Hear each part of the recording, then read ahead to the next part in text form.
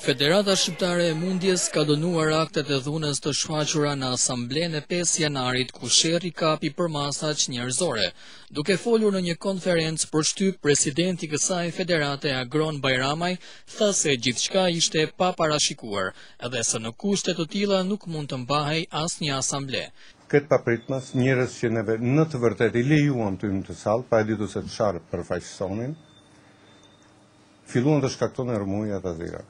Dhe vetë përfaqësuesit e ministrisë që ishin aty u detyruan ta quajnë një gjendje shumë alarmante, pasi mendoj që acarimi arriti kulmin, u goditën, u thyen si gjithmonë dyert detare, e me që nuk që eksperjenca e parë me këta njerëz, do ndodh për së dyti herë, u detyruam ta pezullonim atë mbledhje, duke marrë dhe mendimin njëkohësisht të përfaqësuesve të ministrisë respektive.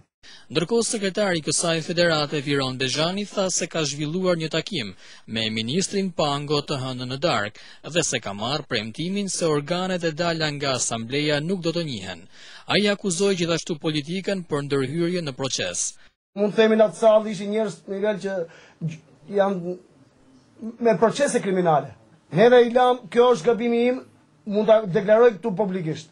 Neve në takimin që bëm me ministrin na deklaroi që çdo gjë këtë tutje është jemi ne që do ta zhvillojmë. Pra Troçi ishte nuk ka arsye që të më thonë mua komunist. Nuk ka arsye që të më thonë mua klush komuniste, se baba i ka pjellë ata dhe i ka bërë gjithë demokracinë pesfishtë atyre. Nuk ishte pse të jepni nuanca politike. Dhe ajo që është më e keqja është që nuk kam pse të kërcënohem as me thik, as me pistolet marpakurizit. Janë 10 veta të cilët janë të filmuar sot. Janë të filmuar nga ju, që unë ju falenderoj, që keni dhënë, të cilët kanë kërcënuar me armë me pistolet. 10 veta që kërkoni të merrni dokumentat e federatës. Dhuna në Asamblenë e Mundjes nisi pasi rivalët e presidentit aktual Bajramaj, që ishin trajnerët e Mundjes, kërkuan që përveç miratimit të statutit të zhvillohej edhe procesi i zgjedhjes së presidentit.